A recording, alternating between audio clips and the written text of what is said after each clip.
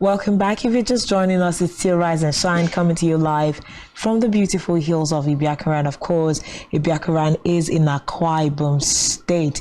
Would also like to encourage you at this time to join the conversation, like, share, comment across all the social media platforms. Our phone lines are on the screen. Feel free to send us a text message, a WhatsApp message, or even call in, because at this time we're going to be x-raying the security situation in Nigeria thus far, 2022 in retrospect. Let's look at security. How safe have we been? And going further, what's going to be the hope of Nigerians? Of course, we will not be having this conversation on our own this morning. Joining us virtually to have the conversation is Dr. Yahuza Getso, who is a security intelligence and investigative expert. Good morning, sir. Thank you for joining us. Good morning to you. Good morning, listeners and viewers. Compliments of the season. How is Abuja for you in this season, sir? Well, Abuja is a little bit quiet because many have traveled out. So few of us that remain will also remain indoor, monitoring the situation from our respective residence, extending our intelligence scanners here and there to generate more information for comforting Nigerians and providing required information necessary for utilization for the people who are traveling back to their respective places. Okay. All right. I think I would like to start also from southern Kaduna. Recently, there was an attack, I think, on Christians in southern Kaduna, because we saw Matthew Kuka also say something about this particular issue. But what exactly would you say is the situation in southern Kaduna as it stands now? Well, the problem with the leadership we have in the country, and Kaduna in particular also, is the fact that the management of the security are not really much interested in providing the right and correct information to the people. A couple of people have been kidnapped at their residence on the roads of most part of the southern Kaduna and many other parts of north central as well as the northwestern part of the country. But simply because the information had been kind of being hoarded, or the government or the authorities concerned, that is the local authorities, that is the local government authorities, the state authorities, don't really want those informations to be coming out, because they were trying to kind of convince people or tell people that there is a relative security improvement in terms of operational, because of their operations or because of their inputs, simply because of the approach of the 2023 election. But I am warning the Nigerian government, the Kaduna state government, and in particular, the local area councils of the north, south and Kaduna, that hiding the information will not help matters, and that is not right. It is better for people to have the information, to have access to actually what is happening, so that people can take the preventive measures, so that people will not become reluctant. It is really sad and unfortunate that we are living in a country where the lives and property is not really matter to the people at the helm of the affairs of the leadership, not really matters to is being handled recklessly by the security agencies, and we seems to have very unserious government who doesn't really have trust and respect for its constitutional mandates. Because as I keep saying always, I have been saying, and I will say it and I'll repeat myself, that these kidnappers, the bandits, they are known, their locations are known, their hideouts are known, and if really government is serious and wanted to deal with them, they can be dealt with decisively without any hesitation or without any waste of time. But it is because we don't have a serious government. You remember what happens when the presidential candidate Bola Ahmed Tinubu was going to Benungwari, where he backed a traditional title, very shameful to the Kaduna State Governor and to the government of Kaduna State, of the Federation, and to the security agencies. Come and see the massive security provided on that day when he was going to Binungwari. But so sad, in the last 7 years, the people of Binungwari, which is one of the most front dangerous environment in Kaduna State, have been facing the challenges of being kidnapped. In fact, they have been neglected. So likewise, what is happening in southern Kaduna is really very disheartening and disappointing. This number of people that are being killed as if ants are being killed. And in that southern Kaduna, I want to tell you that we have a number of security training institutions. You have military cantonments, military institutions, that of Navy, that of Army. Unfortunately, and will be the distance between flying from the Air Force base in Kaduna to any part of southern Kaduna? How many minutes will it take? So I wonder, all the Tucano and all the deceits that the Buhari administration and the Kaduna State government, as well as all the military formations, all the security agencies that we have in Kaduna State, and all the kind of speculations and deceits that they have been providing information that they have borrowed huge amount of money, they have made huge amount of expenditure as a result of in their efforts to provide security for lives and property. Okay, and yet, Dr. Getso, let's still talk about nonsense is happening in Kaduna State. Let's still talk about speculations now. You just made mention of speculations. Now, the speculation is that some of these attacks in southern Kaduna is being targeted to the Christian communities. In your own opinion, do you think it is true? Do you buy into the same sentiment, or the attacks in southern Kaduna is just about anybody and everybody? Well, I think we should stop deceiving ourselves in this country by religious and regional bigotry. It is until and unless we are ready, until and unless we are serious, until and unless we really want to hit the nail on the right head, that is when it will go into the wood and make impacts on the building or on the concrete or on any arrangement. But I can't really accept that the attack targeted the Christian community. Who are the attackers? Among the attackers, I keep saying there are Christians and there are Muslims in all parts of the country, especially the northwestern part of the country and the north central part of the country. Christians are being attacked, and the Christians are part of the criminals. Muslims are being attacked, and Muslims are part of the criminals. I keep saying, and I'm repeating myself, the attackers are known. Those who are conducting the attack are known, and their locations are known, their hideouts are known. Where do you have any thick forest in northern part of the country that you cannot go and deal with? If all these pockets of forest that we have can be cordoned easily, can be managed. So I quite disagree with anybody who is saying that the attack is a kind of target to the Christian community. This is just a brutal lie. This is just a deceit. Among all the criminals, there are Christians. Among all the criminals, there are Muslims. And these Muslims are attacking Muslims, and Muslims are attacking Christians. Christians are attacking Muslims. So it's a kind of collaboration and partnership between the criminal and to conduct the criminality. And it is simply because of inability of the government, is because we don't have a serious government. That is just why we are having all these pockets of attacks here and there. And okay, so let's look at targeting the Christian community. Let's stop deceiving ourselves. Nothing like Christian community or Muslim community in the respect to the criminal and criminality that is happening in north central part of the country and northwestern part of the country, southern Kaduna and alike.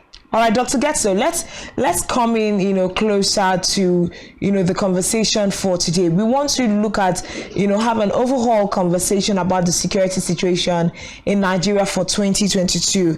And we will not forget there's been a lot of events in terms of security in the country. On the 28th of March, we had passengers being attacked en route Kaduna on the train. We also had of course 30 people being killed in the Owo case in Ondo State. A couple of incidents that we can reel out. Would you say that the situation has been worse off in 2022 than it has been in the previous years for Nigeria? Well, the problem with managing the security challenges under the Buhari administration or under Buhari's watch had been kind of a child play, because it really Buhari administration did not handle the security matter in this country very well. It is as if it is not even part of the priority, and you cannot have a peaceful and conducive environment where you don't have a government that is serious about the security of life and property. It's one of the cardinal principles. It's one of the cardinal objectives. It's one of the constitutional mandates. It's one of the principal mandates, and it's one of the principal leads that made Nigerians to come out in mass in 2015 to have voted for Buhari administration to come into power. So, actually, the performance of Buhari administration as far as security is concerned is very, very poor, and it's a great failure. The government have failed woefully because of its inability to do right from the 2015, 2016, 2017, 2018, 2019, 2020, 2021, 2022 that we are coming to an end of. And the reason of the period of the government in power also between the period of 2015 to now that they are kind of saying goodbye at their goodbye days, they have not really done much. They have not really done something really serious that they should be commended for any other effort. Because when you look at the situation in the south, the southeast, the northwest, the northeast, and even the northeast, that they had been clamoring that it was 17 local government and now it is less than that. But still the Boko Haram is still there. ISWAP is still operating. And they are still ambushing and killing our military like killing an ant. And also, when you look at the situation in the north central part of the country, look at the Kogi, look at the Benue, look at Nasarawa, look at almost all part of the FCT, almost all the area councils, including the Maitama, close to the seat of the government, have been attacked. And I want to tell you that even in Abuja here, where we are, there is nowhere you can move 5 kilometers, even 3 kilometers comfortably. Well, whenever we are going out of our house, we normally say goodbye to our wives, to our children, because we are not sure if we are coming back, simply because of the sad and bad situation and the poor performance of the security architecture or operatives of the security. I'm not saying that the security are not doing enough, but the enough is not enough. I'm not saying that they are not doing anything, because if they were not doing anything, I wouldn't have been able to sit in my house at a little comfort of myself to be responding to you in respect to the questions and the situation. But when we look at it critically, really the Buhari administration undermined the capacity of the criminals, because the government have not really improvised its technological thinking and thought, and using the intelligence machineries and intelligence information being gathered to provide the necessary gadget required for the security agencies or the security personnel, the agile. We still have dedicated. Of course, we have unscrupulous elements in all the 27 security agencies that we have in the country. But at the same time, we have very hardworking, very dedicated, enthusiastic, determined, dedicated, and patriotic elements among the security agencies, and they are putting in their best. But the problem, they are being sabotaged by the internal system, by the government itself, by the cycle of the people within the leadership of the security, and by also the principals who are supposed to have provided enabling environment for those hardworking, enthusiastic, and determined, dedicated, patriotic elements within the security services to do the needful so that we could have dealt with the situation decisively. Up till now, I keep saying and I keep challenging Buhari administration that if really they are serious, if they really want to eliminate, want to bring an end to this security menace, to this security calamity, to this bad situation of the security and the issues of the insecurity that is bubbling the country, I can design a structured system that, if utilized within 28 days, the security challenges can be clamped down to at least 65 to 70 degrees out of the 100% of what it is in the northwest, in the north central, in the northeast, in the southwest, in the south, and in the southeast. Okay, so we'll definitely get back to give me any money. Dr. Getso, we'll definitely get back to that line of thought in terms of, the solutions that you have prescribed for this particular administration. This administration is winding down in a couple of months. The energy of Nigeria currently is sitting on looking at the transition elections come February. So I would have a question for you, but I'd hold, that thought for a minute. But let's look at the fact that insecurity goes beyond the insurgency of Boko Haram and all the rest. Now we are also looking at separatist violence in the southeast. We are looking at crime and terrors, pockets of violence that goes beyond what organized groups are doing in Nigeria. We are not even talking about the issue of cybersecurity. How has that been in 2022, going beyond the things that you'd say the Buhari administration should have handled directly? Other avenues of crimes and insecurity, cybersecurity, we have to the tune of several millions of dollars being stolen this year via, cyber insecurity. What are your thoughts with regarding these particular situations? Well, as far as I'm concerned, the performance is very poor, and the kind of the inputs, looking at the inputs and the outputs, and looking at all the issues as you mentioned. Like I told you, security is not really a priority in practice. On newspaper and the political statement and the policy statement by Buhari administration, the security have been the priority. But you cannot tell me that when I have a wife in my house, I give her everything to cook rice and beans for me. And by the time I came back, I met pounded yam with maybe any type of stew. When I asked, she gave me an excuse, and then the next day there's something. The next day there's something. That keep repeating for 7 years. Then how can I be a serious husband? How can I be a serious leader in the house? How can I say that I have a responsible wife? How can I say that I have a responsible somebody that I keep in the house? So which means the housekeeping has been very poor. That is why the result has been very poor.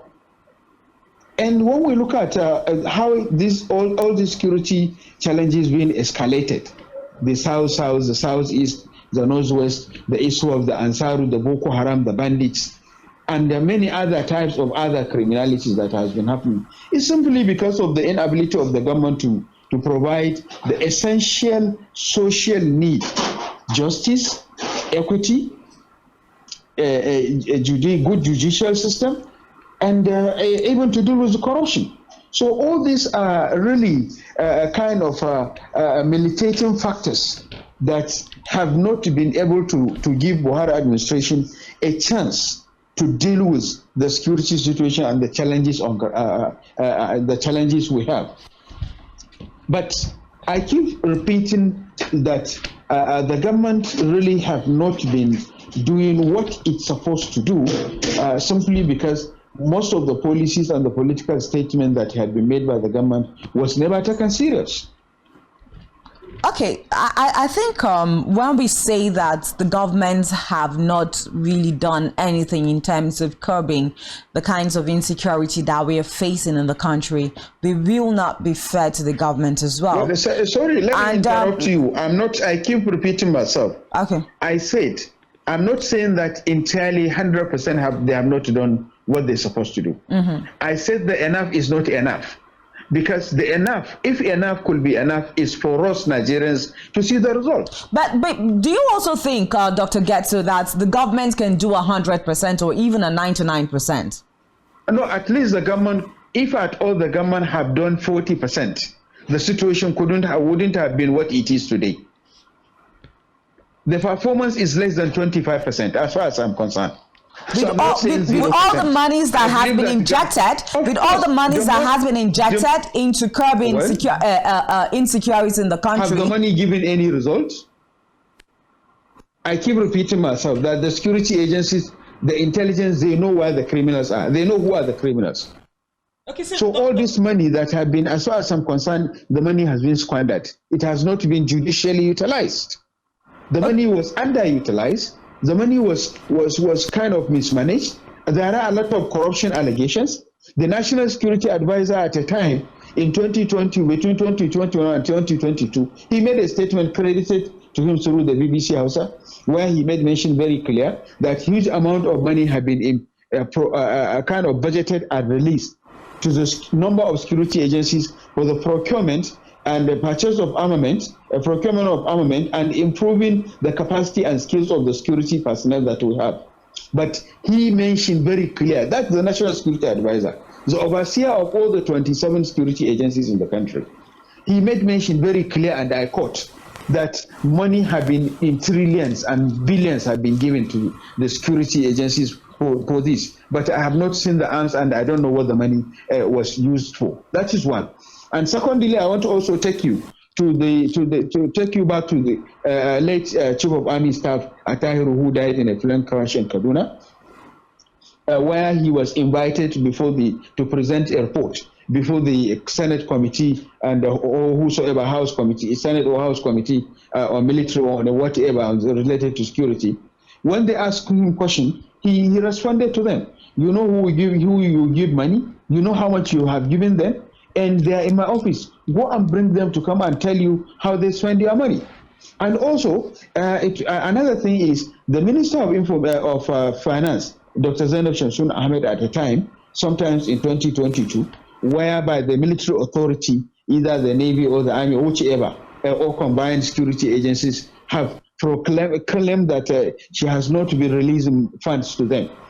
But her permanent secretary represented her when she was not in the country, and made a presentation before the committee that money in trillions were given to them in a couple of months in order to attend based on their request, based on what they budgeted, based on the approval, and the money had been released, and yet no result. And I want to tell you, you remember how much trillions of money of US dollars that have been borrowed by Buhari administration to buy Tucano and the other armaments, other softwares and whatever arms and ammunitions, technologically incubated machineries and whatever. But yet there is no result, because every other day in Sokoto, people are being kidnapped. Women are being raped, children are being killed, old people are being slaughtered, men are being killed, women are being raped in Sokoto, in Katsina, in Zamfara, in some part of Kano, in Jigawa, in Yobe, in Borno, in Gombe, in Adamawa. So we are actually looking at the fact that when you look at the front situation and look at the idiotic activities of the IFOB in the southern part of the country, southeast, southwest, and all other part of the north central, what is happening every other day, and you tell me that we are making progress despite all these huge inputs of money that have been imputed, and yet there is no result. And yet I cannot fly Kaduna Abuja less than 160 kilometers, whereby you have the friends of the security agencies using the national jets to fly for celebrations, for naming ceremony and other activities across part of the country. the jets that's supposed to be utilized in curbing the security menace. But okay, yet, Dr. Getso. but even Dr. the commissioners Getso, of police cannot fly Kaduna Abuja Road. All right, thank you. Kilometers. Thank you. Now, I know that another issue that we are also battling with in the country in terms of insecurity now has been the issue of proliferation of arms and light weapons. How far would you say that this administration has done in terms of curbing that as well?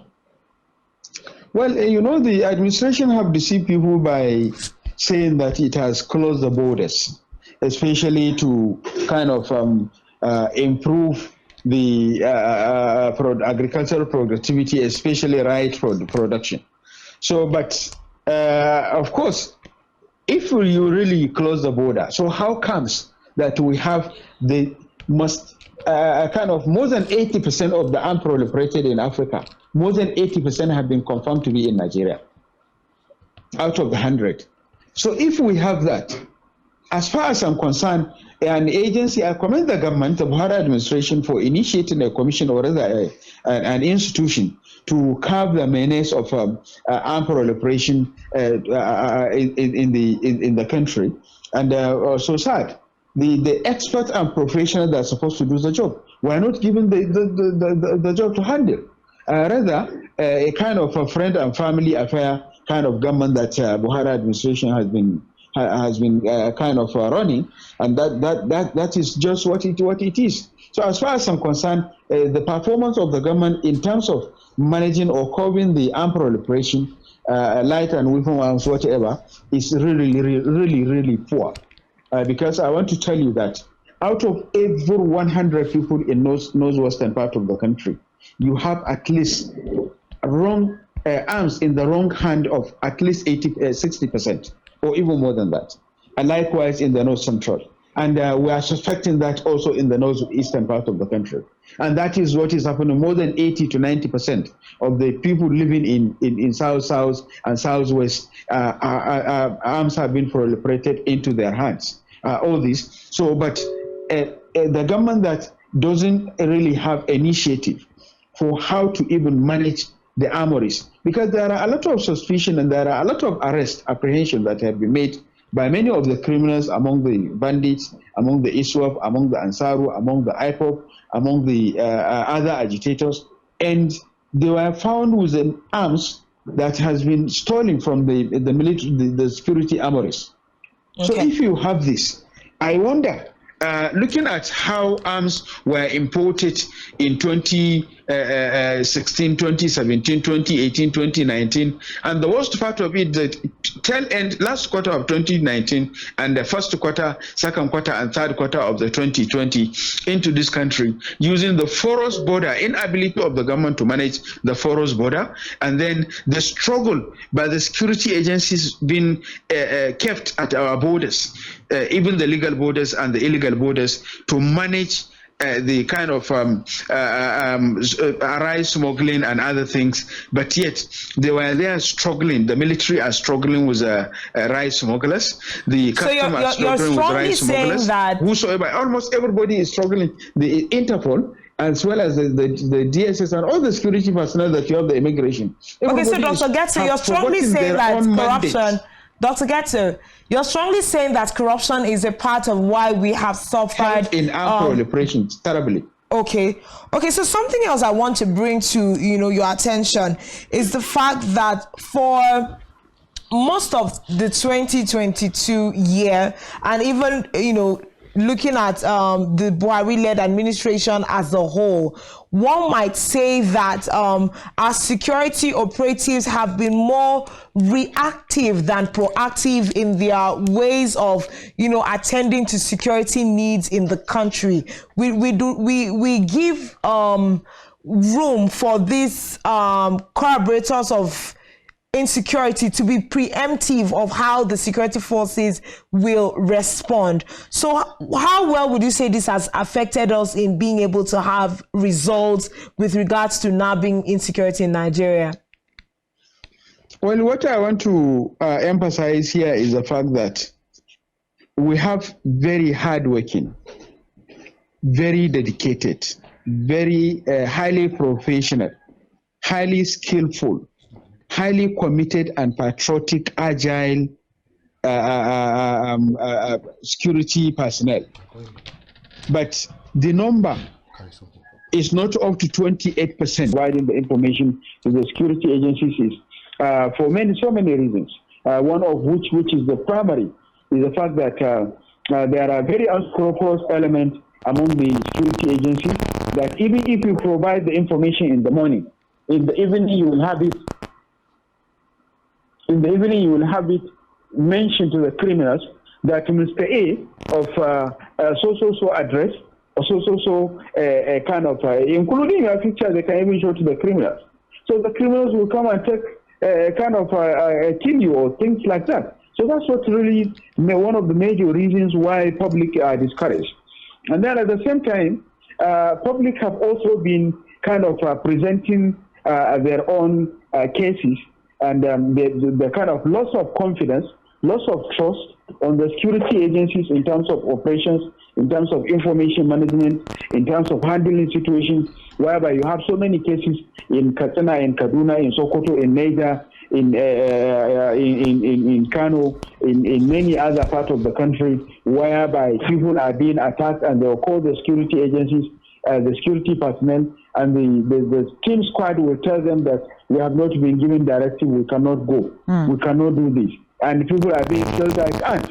And we have not seen any sympathies, response, immediate response. All we have been seeing from Buhari administration is three things. One, I will ensure. The government will always tell you that I will ensure. And that is one. Secondly, after action review, until the people are killed, until the attackers conducted and launched their activities successfully, and then you will see the presence of the hillocks and trucks of the security coming with the serene and so on and so forth. And then three, the public have realized that the people at the helm of the affairs and their friends and errands and girlfriends are being well protected. It's a kind of, even the singers, come and see how many of the political singers are being protected, are being kind of providing the BIP escorts and so on. Whereas the public, who are the largest part of the country, has not been able to be provided with the required security. Dr. Gesso, can we move forward? Can we move forward because of time? Now we have a situation where we are transiting to, a new administration. The end of the Buhari administration will come to an end by May 29. And on the heel of the fact that we also have different political flag bearers that have also said, look, when you vote for me, I will make sure that we work on the insecurity in the country, we curb insecurity. There's been a lot of promises along these lines from the APC, PDP, NNPP, and all other parties that, have presidential candidates vying for elections or vying for positions. Now, with projections to 2023, do you think that this can happen for Nigeria, where we have a situation that Nigerians actually sleep with their two eyes closed? Well, yes, of course. We cannot say that we are not going to have a change in the operations. Even the Buhari administration is not yet late. They can set up a phase. They can change the state and lay a foundation for which the incoming government can build on. So I believe that all the election flag bearers of the NNPP, the PDP, APC, they are all Nigerians. And none of them want to see Nigeria in chaos. None of them want to see this situation being to continue. No political party is interested. Either the Labour, the PDP, the ABRA, the Atiku, none of them will be happy with to see what is happening, because you can only have a productive economy when you have a peaceful environment. You can only have a productive educational environment when you have a secured and a peaceful environment. You can only have a good leadership ability to enable the environment to even lead if the situation is calm, quiet, and peaceful. So I commend each and every one of them, because each and every one of them has his own ideology for how to deal with the security. But it is not about the ideology, it is about the practice. because that's how Buhari deceived Nigerians in 2011, 2007, and 2015, until Nigerians gave him the benefit of doubt and confidence and trust, which he has now. So I believe Atiku has his own vision. Bola Ahmed has his own vision. Konkoso has his own vision. Peter Obi has his own vision, and all the other flag bearers.